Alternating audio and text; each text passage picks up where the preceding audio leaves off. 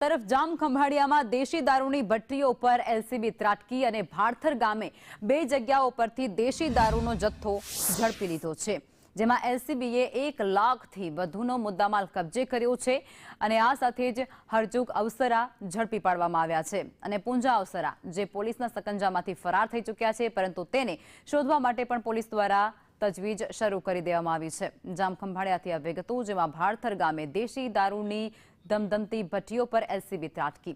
જયસુખ મોદી અમારી સાથે ફોનલાઈન પર જોડાયા છે, સંવાદદાતા અમારા। જયસુખ, દેશી દારૂની ભઠ્ઠી પર એલસીબીએ રેડ પાડી અને જેમાં એક આરોપી ઝડપાઈ ચૂક્યો છે અને એક ફરાર છે।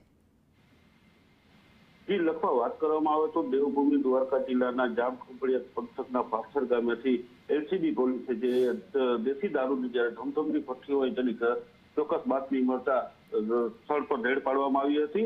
ત્યારે એલસીબી દ્વારા અલગ એક જ ગામમાં અને એક જ વિસ્તારમાંથી અલગ અલગ બે જગ્યાએથી દેશી દારૂનો મોટો જથ્થો છે એને હાથ લાગ્યો હતો।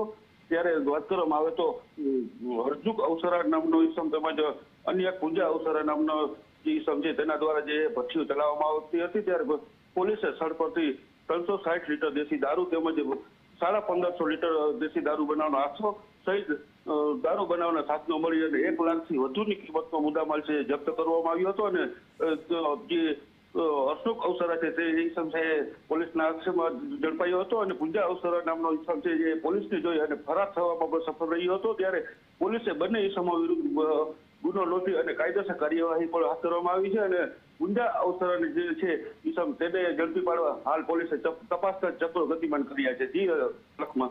જી આભાર।